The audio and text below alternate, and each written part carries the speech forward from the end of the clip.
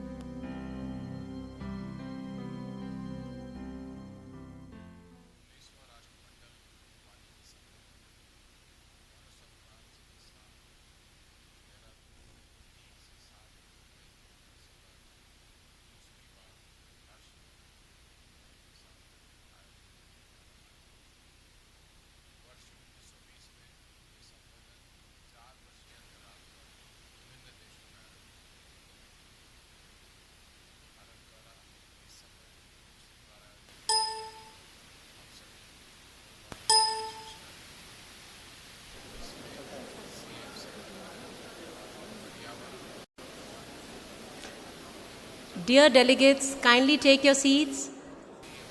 We are about to begin the first plenary session of the conference.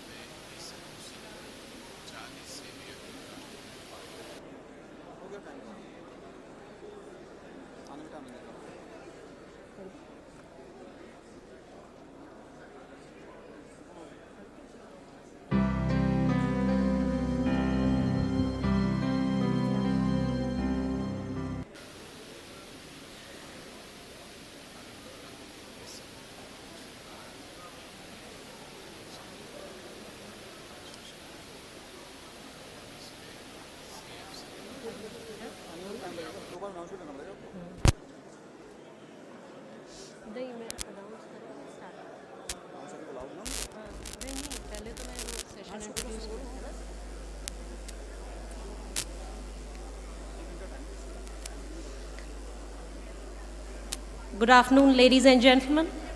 I have the honor of welcoming you all to the first plenary session of the conference. I, Manisha Thapliyal, am your session host for this plenary session. Before starting the proceedings of this session, there is an important announcement for all the delegates that the people you see around in the campus in bright yellow t-shirts are the volunteers for this conference. You may approach them for any kind of assistance regarding the conference. Also, all the arrangements for water and coffee have been made at all the venues for the plenary and technical sessions which begin after the lunch session. Coming back to the plenary session, the theme of this plenary session is Forests for Prosperity and Posterity, which is also the central theme of the conference, focusing on sustainable use of forests and its resources for well-being and prosperity of the present generation and ensuring its existence for the well-being of this planet, its environment, and future generations. We have two distinguished personalities as the moderators for this session, Mr. Ajay Narayan Jha, Secretary to Government of India, Ministry of Environment, Forests and Climate Change, and Professor John Innes, Chair, Commonwealth Forestry Association. Mr. Ajay Narayan Jha is an Indian Administrative Service Officer of 1982 batch of Manipur Cadre. He has served in many administrative posts with the Government of India. Currently, he holds the post of the Secretary, Ministry of Environment, Forest and Climate Change, Government of India. Our second moderator for this session is Professor John Innes, who is the Dean of the Faculty of Forestry at the University of British Columbia. He teaches in the field of international forestry and is the chair of the Commonwealth Forestry Association, chair of the Standing Committee of the Heads of Forestry Commonwealth countries, chair of the Association of University Forestry Schools of Canada, a board member of the UFRO, and chair of the Asia-Pacific Forestry Education Coordination Mechanism. He is a member of the advisory group on forestry education of the Food and Agriculture Organization of the United Nations.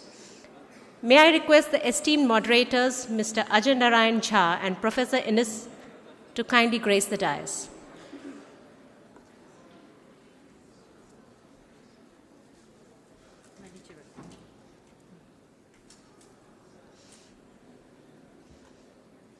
Ladies and gentlemen, we have 3 keynote addresses scheduled for this session, which would be delivered by Mr. Rory Gilsenan, Director General, Science and Programs Branch, Canadian Forest Service.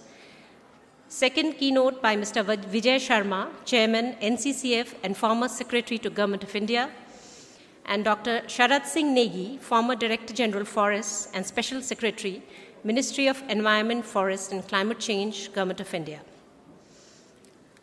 Let me give a brief introduction about our esteemed keynote speakers.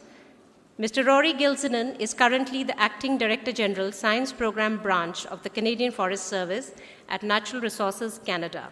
His responsibilities include ensuring alignment of the Canadian Forest Service Science and Technology portfolio to the Government of Canada priorities, communicating the impact of Natural Resources Canada's work to partners and stakeholders, creating an environment to sustain excellence in science, advancing science policy integration, and supporting the delivery of key programs including bioeconomy, forest pests, climate change impacts and adaptation, and genomics. Our second keynote speaker is Mr. Vijay Sharma, who is 1974 batch Indian Administrative Service Officer of the Uttar Pradesh cadre. Currently, he is the chairman of the Network for Certification and Conservation of Forests and member of the Board of Trustees of the World Agroforestry Center, Nairobi. He has been Central Chief Information Commissioner, Government of India, member of the National Green Tribunal, Secretary to Government of India, Ministry of Environment and Forest, Special Secretary in the Cabinet Secretariat. Amongst the international assignments, Mr. Sharma had been Special Advisor to Executive Director, UN Environment Program, Senior Advisor to Secretary General of the United Nations Commission on Sustainable Development. Our third keynote speaker is Dr. S.S. Negi. Dr. Negi is an Indian Forest Service officer belonging to 1980 batch of the Himachal Pradesh cadre.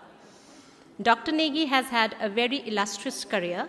He has served in various positions, including Director, Environment, Science and Technology, Government of Himachal Pradesh, Member Secretary, Himachal Pradesh Council of Science, Technology and Environment, and also the Member Secretary of Himachal Pradesh State Biodiversity Board.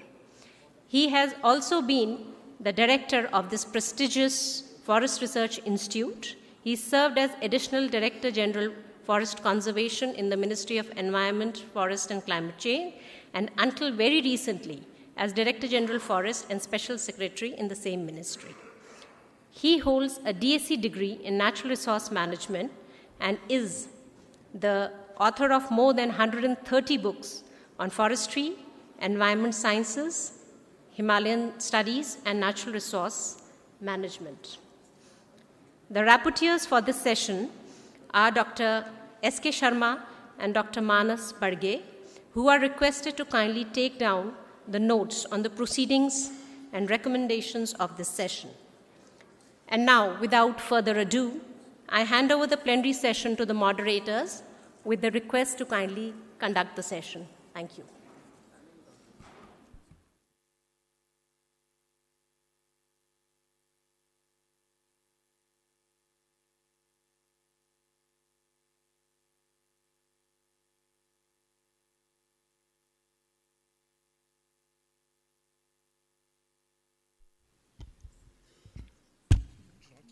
Minister. A very good afternoon to all of you. We resume this plenary session on the theme of this 19th conference, which is Forests, Prosperity for Prosperity and Posterity. The distinguished panelists have already been introduced, and my co-chair is Professor John Innes. As per the rules of the game, as they say, each speaker is allotted 15 minutes. At the end of about 12 minutes, maybe we'll give a tap and request him to wind up. At the end of 45 minutes, that is the time allotted to the three very distinguished speakers, we'll invite questions and some response from the audience, and maybe it can be addressed to one panelist, or it could be to all the three panelists, and then we'll conclude, say, around 1:30. I would now request Professor Innes to say a few words, and then maybe call upon the speakers. Thank you. Thank you. In the interest of time, I'll say very little, but other than to point out to the speakers that I have some instructions in front of me that says moderators should use reasonable means to stop a speaker who has exceeded the allotted time. Doesn't specify what those means are, so beware. Our first speaker is Rory Gilsonan, and I'd invite Rory to take to the podium.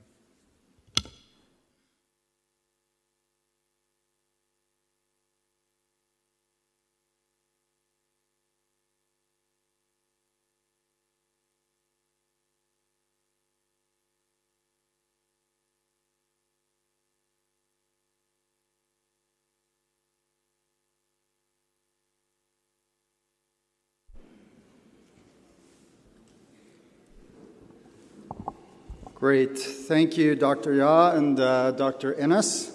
Oh, you've got a paddle there. Now I know I'm really in trouble. To be fair, I was told 20 minutes, but I'll try to get through it nice and quickly. So what I'd like to speak to today a little bit in aligning with the thematics of this conference is begin by talking a little bit about the Canadian context for forests and forest management, then talk a little bit about sustainable forest management in a Canadian context, and a little bit about what's some of the science that the Canadian Forest Service is doing, and then talk at the end a little bit about some of the major challenges that we're facing, both how we approach forest management. Most of the forests are of provincial or territorial jurisdiction, with only 4% of Canadian forests owned by the federal government and 6% by private landowners. That's about 450,000 private landowners across the country. But it's really the provinces and territories that make regulations regarding forest management, with some overriding regulations around things like species at risk. That is the purview of the federal government.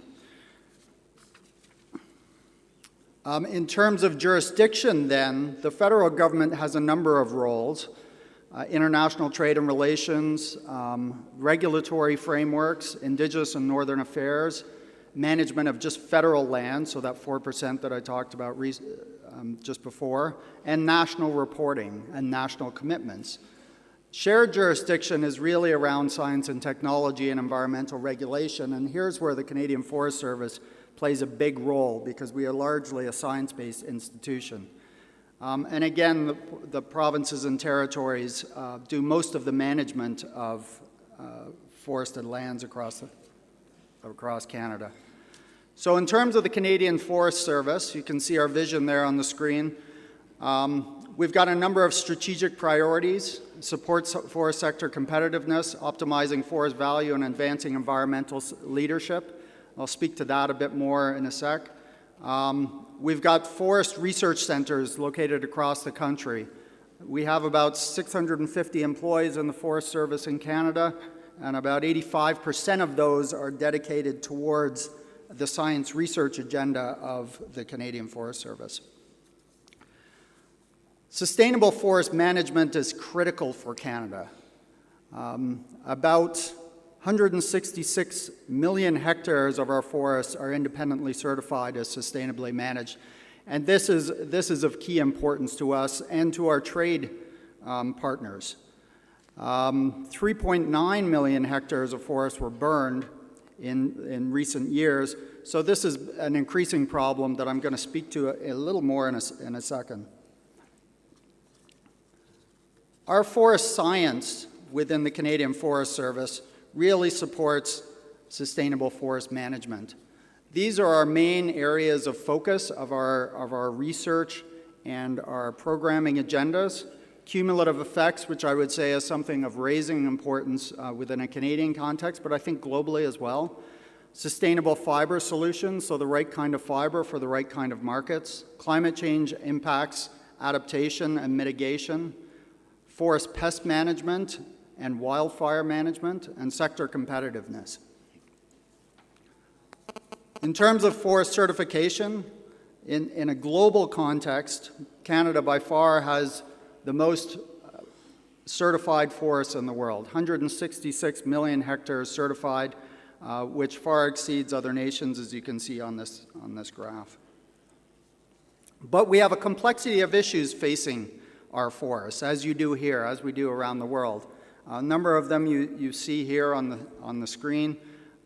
Forest pests, as I mentioned, fire, species at risk, harvesting practices, having sustainable harvesting practices, economic issues facing the sector, of which we have many right now. We have particular trade issues, but there's also changes in demands for forest products. And most of all for us in Canada, overriding all of this is Indigenous engagement and economic development in a Canadian context. But perhaps biggest and most cross-cutting is the climate change challenge. You've seen here in India that wildland fire activity has been increasing. Well, in Canada, it's been increasing multifold as well. Last year in Fort McMurray in Alberta, we had our biggest fire season yet, forced the evacuation of about 90,000 residents with losses totaling about $3.6 billion Canadian. This was the most expensive natural disaster in Canada, and we really attribute this to climate change. Although you can't attribute a single event, we've certainly seen big changes in our forests, temperatures rising, more droughts, and more fires, and more severe fires, more intense fires across the country. So these are overall trends that we see. Some of the work that we do here at the Canadian Forest Service is really looking at these effects, the climate change impacts on Canadian forests. So a lot of research work that we've done, particularly in the last 5 years, tries to layer these impacts together, looking at fire, drought, pests like mountain pine beetle and gypsy moth and spruce budworm, but also looking at drought and precipitation. And when we put all these impacts together, as you can see here, our forests are, vast tracts of our forests are at high risk moving forward. So as we move into the middle, towards the end of the century, these cumulative impacts of climate change are going to have significant impacts on our communities, on the forest industry that operates within Canadian forests.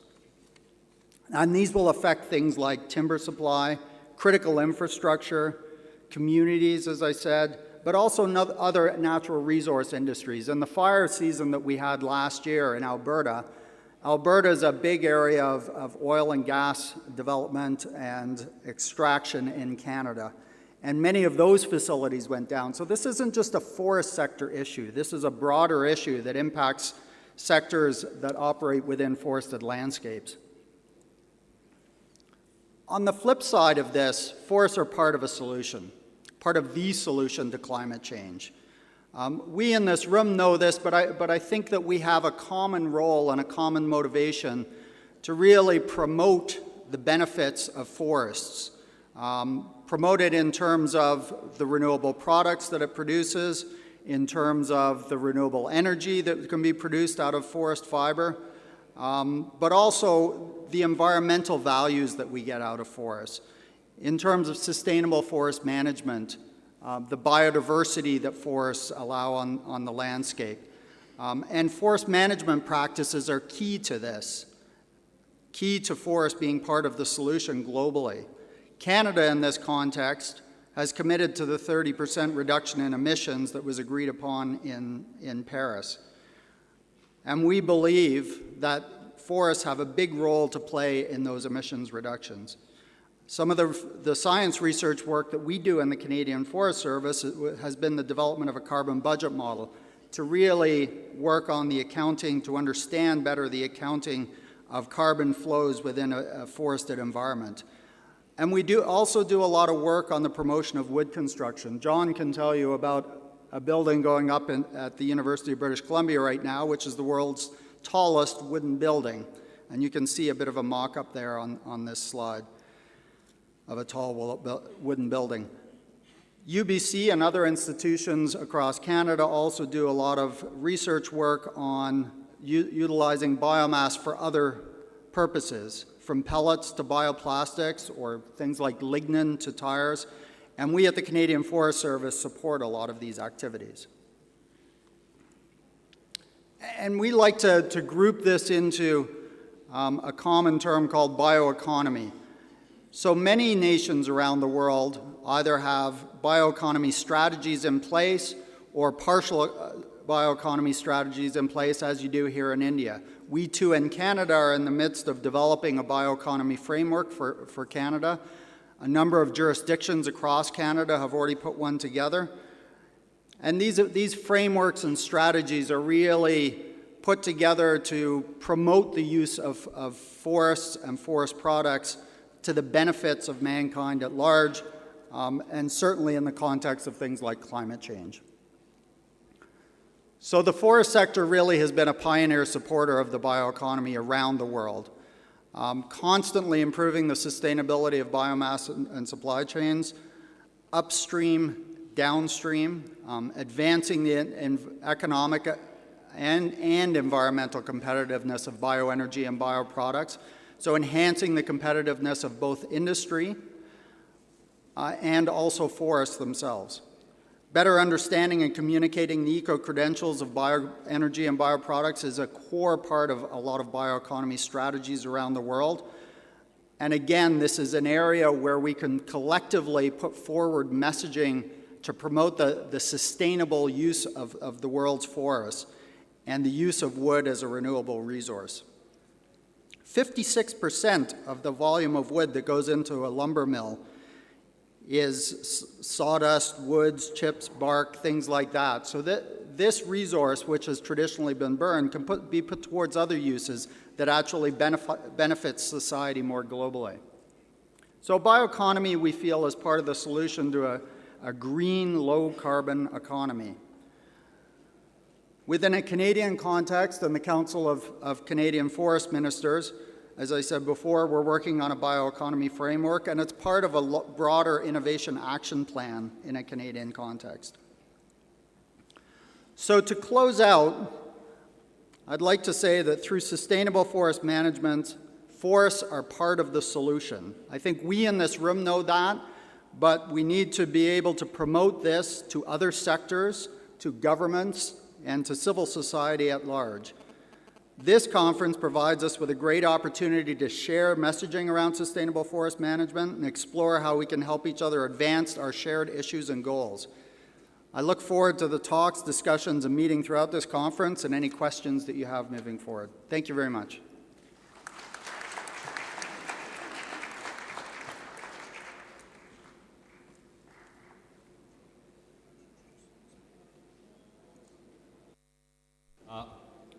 Thank you very much, Rory, for your excellent presentation. We now have Mr. Vijay Sharma, who will be the next speaker.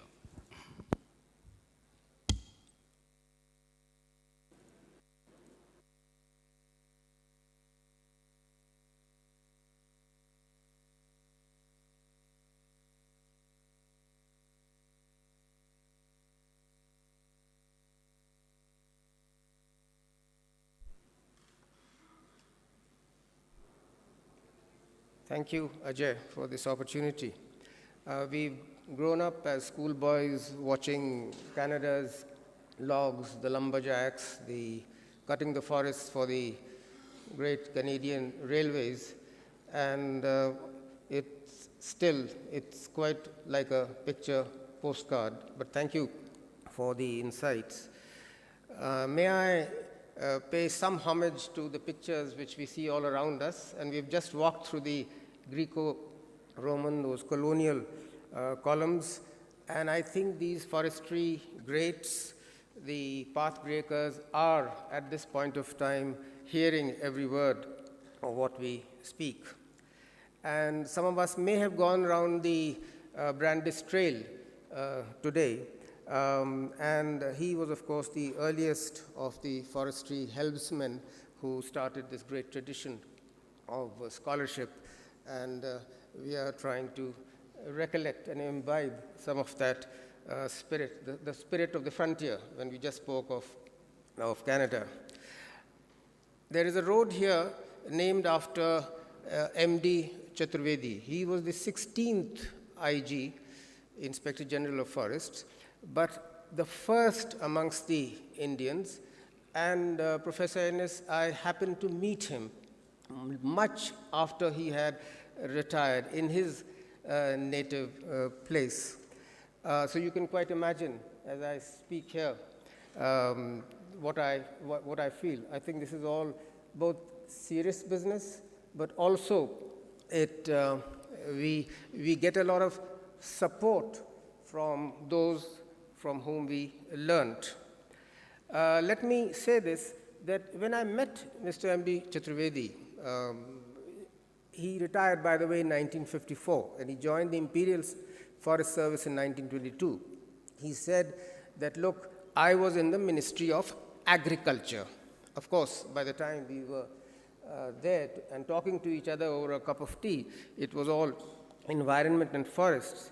So this was much before we had this acronym-pegged environmental movements of today, LULUCF, RED+, and so on. But we know that today, equity, transparency, sustainable livelihoods, all this, to the extent that the yeomen, both the practical foresters and the gentleman foresters, soil clothes, spade in hand, we are all working, pine tapping, inventorization, managing compensatory afforestation, tiger census. But at this point of time, one of the major items which has loomed up is the unlocking of the forestry bounty to empower the vulnerable. And in recent times in our country, the rights-based movements, whether it is right to information, right to education, right to forest produce, forest dwellers, tribal rights, this has become a very, very important aspect.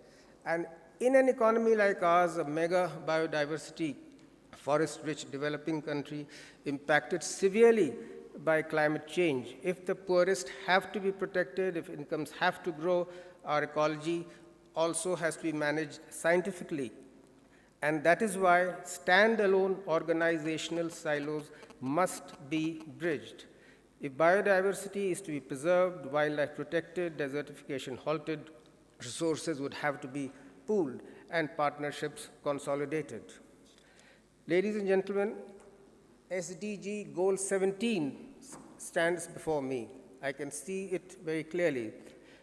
And this is about partnerships. The SDG states it very clearly. It endorses the concept of partnerships to end poverty, protect the planet, and ensure prosperity for all. And sustainable forest management partners include R&D institutions, the industry, the financial sector, farmer groups, joint forest management committees, and as I mentioned, the forest dwellers. Now, forests did give momentum to the Paris Climate Agreement by accelerating a move away from the overprotected, needlessly cushioned state-held international processes. I can contrast it with Kyoto. I was there both at Kyoto in 1997 and Nagoya in 2010 when we were doing the biodiversity treaty. And I can recall quite clearly in 97, the UN climate change negotiations were focused essentially on industrial emissions. The CDM did not plan for forest projects because the forest agenda then was riddled with knowledge gaps, methodological vagueness, uncertainties. Negotiators were wrestling with additionality, leakages, and so on. And we used to use the word integrity a lot in those days. And this was much before the coalition of rainforest nations came and its allies, followed by the Bali Action Plan, and of course, REDD+, we've been talking about it. So this is about pragmatic partnerships. And when REDD+ came, the subject matter specialists, I think they had started elbowing out the more starched, the more stiff diplomacy, who were more welded to country positions. We can discuss this if someone wants to, but by now, by the time REDD+ came, workability, doability had become the mantra. It had demonstrated that pragmatic partnerships could trump out formal legal structures. And I can give a couple of examples because side by side with REDD+, there was the movement also to phase out the hydrofluorocarbons. And while the legal structure was posing some problems because they were ODS substitutes, HFCs were ODS substitutes, something wanted under the Montreal Protocol, but unwanted under the UNFCCC as a greenhouse gas with high global warming potential. But it was figured out under the Montreal Protocol. Another example was the ICAO, the Civil Aviation Organization. They also sorted out a brand new market-based measure to control carbon dioxide from international aviation, and the voluntary measures, and of course, participation in the existing emission trading systems. I would have spoken about finance also, but I'll skip it because of the time. But let me come straight to the normativeness angle. This very important dimension has come to be associated, at least in India I can speak with some understanding of, because I'm here at the moment, because of the interlocking, the enmeshing of the forest and the environment spheres. Mr. Jha is the secretary to the Government of India of the Ministry of Environment and Forest and Climate Change. So this is, I think, a big advantage. And the treaty is rooted in the Rio Earth Summit also because of the ecology angle, the eco angle. They harnessed massive transnational political energy.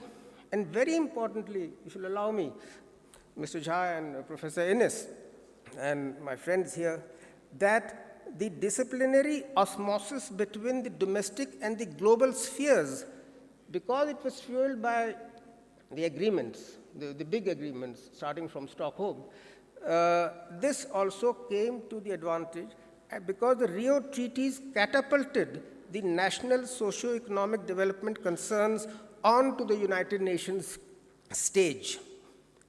And this connect up between forests and environment, a vital kingpin in the ecology mindset, was helped by a medley of reasons. The global village, greenhouse gas blanket getting thick, survival exigencies, probably the pictures we were getting from the Horn of Africa at that point of time, and so on. I would have given you a nicer story here, but in a nutshell, that when the last 3 cheetahs of India, they were shot by a Maharaja. This was sometime in the late 1940s. Rawat Saab, my friend, is sitting here, he'll know. And they were all shot, the last 3 cheetahs, in 15 minutes. Of course, no one knew they were the last. There was a Directorate of Wildlife under the Agriculture Ministry, and the Agriculture Ministry had 17 divisions, of which forests was one of those 17 divisions. I'm just giving you a general picture. Right now, we have the Ramsar, the coastal marine systems, wetlands, all linked with forests, and how do we go about it becomes very, very important. So 2 quick points here. One is the UN SDGs. They are expressed in a vocabulary which we can identify with our day-to-day work. The act locally, think globally, and this identifies very nicely with agroforestry to eliminate poverty, achieve food security, nutrition, sustainable systems, and so on. I don't know if Dr. Tony Simons is here. I can see him, and I'm very happy to see you, Dr. Simons. Would you agree with me if I say that agroforestry represents most of the 17 SDGs? And that's how I see Dr. Simons is nodding here. So let me say that, and let me allow me, okay, a few minutes. Okay, you say I have 3 minutes. So I'll really run through it, not to worry. We use more of these logs from the private farms, far more than from the notified natural forests. Gender equality and so on, we'll discuss sometime when we get the time. I'll skip over it. But let me say that Trees for Life was the theme of the World Agroforestry Congress here in Delhi 3 years ago, when we launched our national policy on agroforestry, and that also coincidentally was the International Year of Family Farming. CSR, we've discussed. I'll go along with the ONGC. There is an oil company which has started CSR for agroforestry. The 14th Finance Commission of India, its recent green formula, it has recast the determinants of fiscal transfers depending on the forest area, tree cover, which has been improved. Campa, we've discussed. I had an idea. Somebody said to me, why can't Campa funds be used for agroforestry? But I'll talk about it. In fact, I might flag that as a question, but I have some debating points. 2 more examples of partnerships. Project Tiger, wildlife and inclusive, and who were the stakeholders? The local people, the primary, they are called the primary stakeholders. Secondary stakeholders would be the agencies of the government. I'm giving you a good instance because the tiger population has gone up, and because of partnerships, the tertiary stakeholders, that is the tour operators, large business groups, and so on. And we'll talk about the certification program, maybe during question hour, if it's possible. Do I have a minute or 2? Because, okay, you'll allow me how many? 2 minutes? Okay, so you'll allow me 2 minutes, because the reference had come. Okay, because the reference had come up today, that's why I want to. And the reference was about Australia, and who inspired the Australian system. And this I would have delved into if I would have spoken about the scientific temper, because there was a minute which I had read, and it said this. There was a big debate in India, and that was a time when the Romanovs, the Ottomans, the Habsburgs were still ruling their respective empires. So we are talking about 100 years before. And there was a minute recorded by the same man who started the Australian, who inspired the states in Australia to at least start experimenting. And what did this minute writer write? He wrote, and the question was, how precise is Indian forestry science? So he wrote, quote, where are the volume tables? He's questioning. Gibson, we spoke about.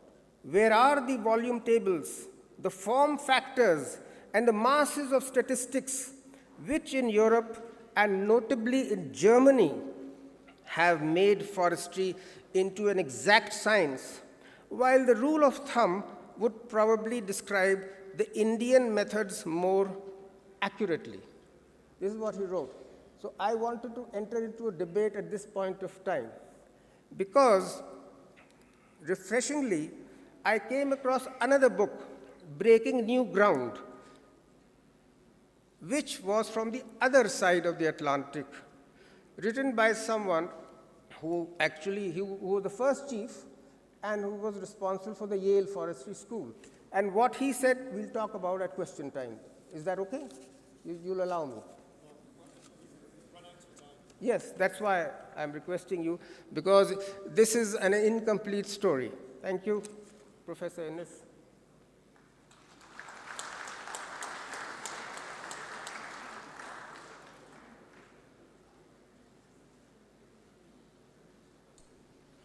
Thank you. The third speaker is Dr. Nagy, who was introduced earlier. He is the former Director General Forests and Special Secretary, Ministry of Environment, Forests and Climate Change.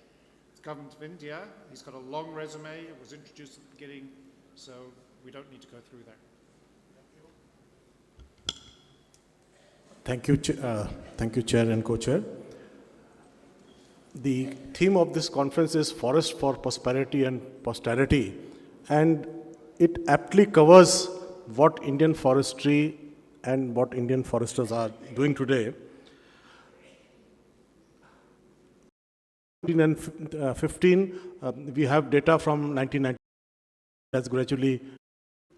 World population of tigers reside in India. We are very proud of this fact. And half of the Asiatic elephant, they live in India.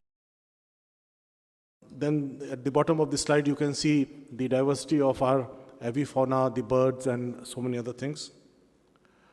Now, importance of the forestry sector, it occupies almost a fourth of the total land mass.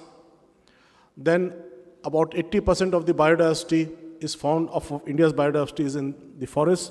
And then 173,000 forest-dependent villages. There are people living in these villages who are dependent on forests directly or indirectly for their livelihoods. These are the people who matter most when forest management issues are discussed. 40% of the energy needs, 30% conservation in the planning and development process. That is very important.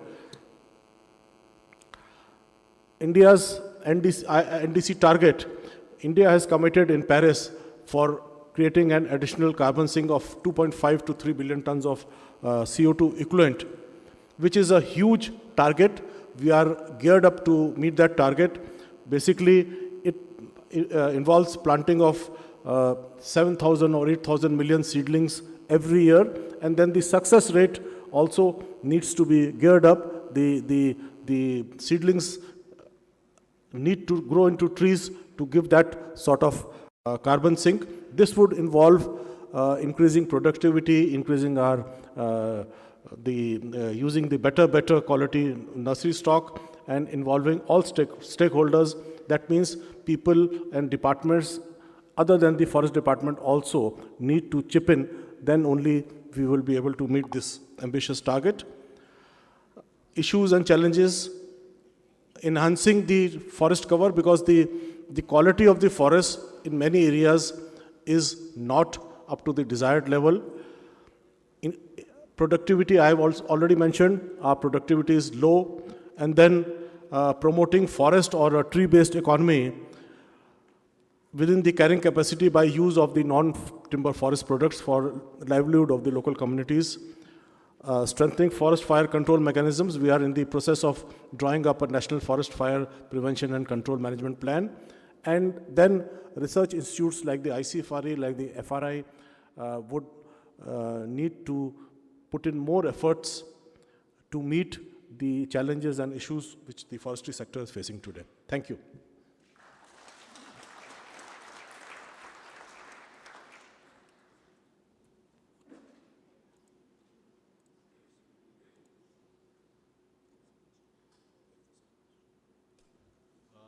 We thank all the three speakers, and we would now request from the audience if there are any questions or issues they may like to take up.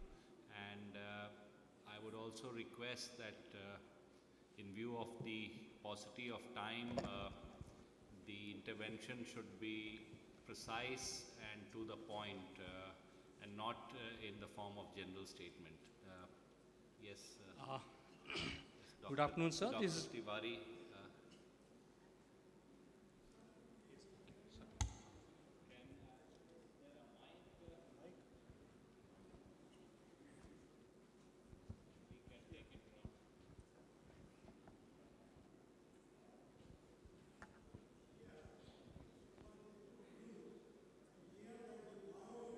In Canada, due to sustainable forest management, bioenergy is moving upward. If it is moving upward, whether it is due to increased productivity, better value addition, or better marketing. Thank you.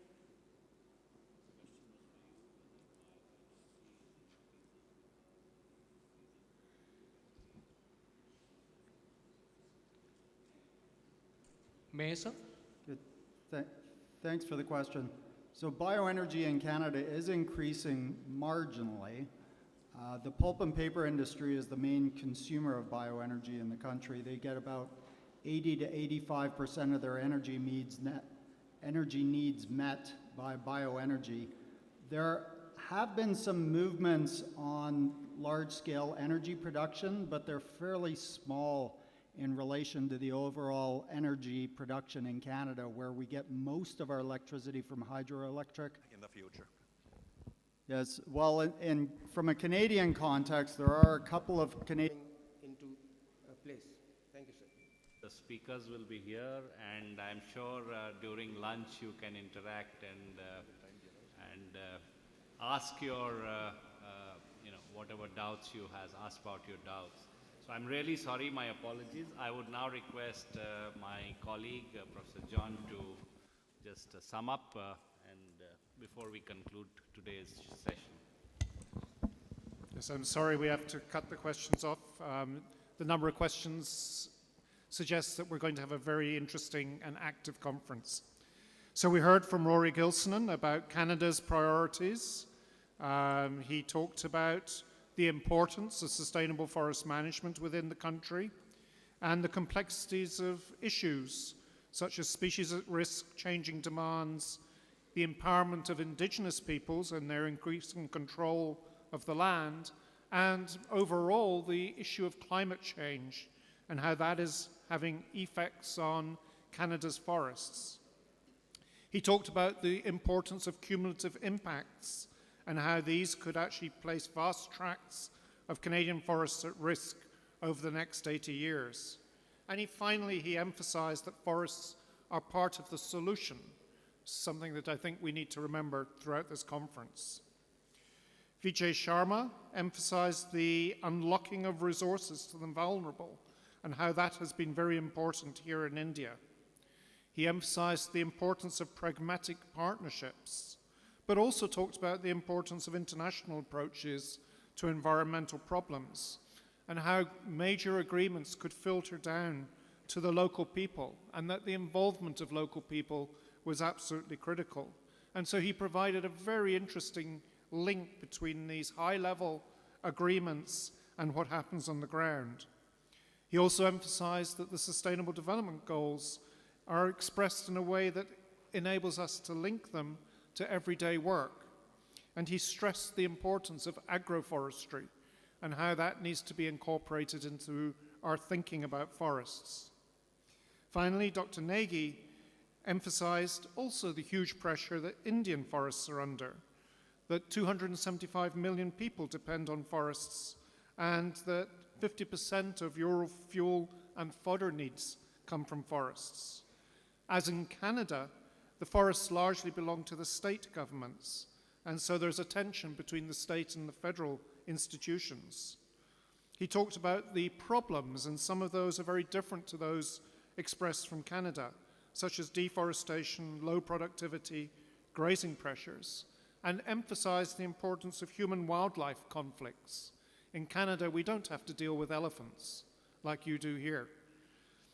Finally, the other point I took home was that the importance of mainstreaming of wildlife conservation into development planning, something that I think is very visionary and needs to be thought about very carefully, and if it is successful, will be very important in a country such as India that places so much value on its wildlife. So those are the comments that I took home. I hope you all also got something that you got from this session, and if you have questions, please feel free to ask the speakers during the lunch break. Thank you very much.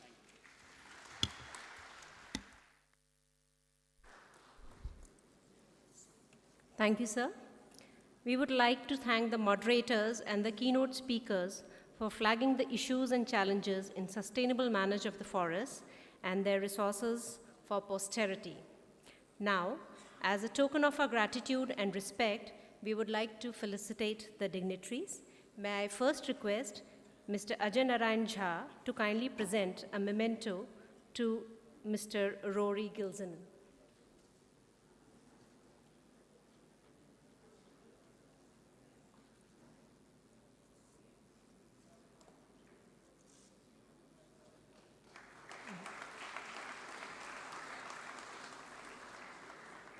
I request, sir, to also present a memento to Mr. Vijay Sharma.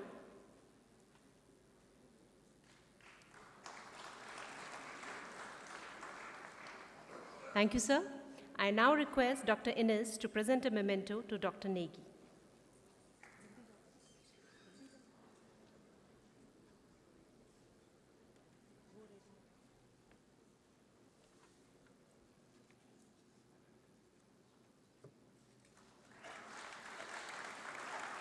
Thank you, Professor Innes. May I now request Dr. S.C. Gerola, Director General, ICFRE, to present mementos to the two moderators, Mr. Jha and Professor Innes.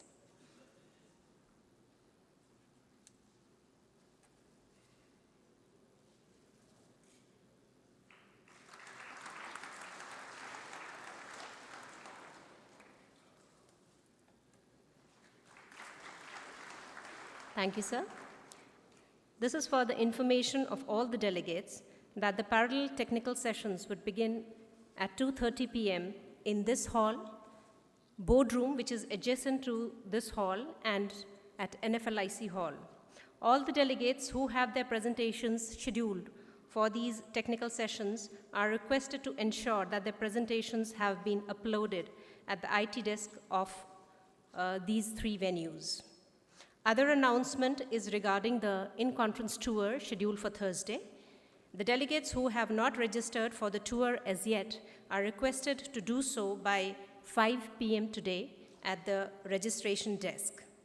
Then, foreign currency exchange is available at the registration desk. The foreign delegates are requested to approach the registration desk for the same. Then anybody feeling health problem because of the heat, etc., are requested to contact the health desk, and there is an ambulance parked at the back side of the building also.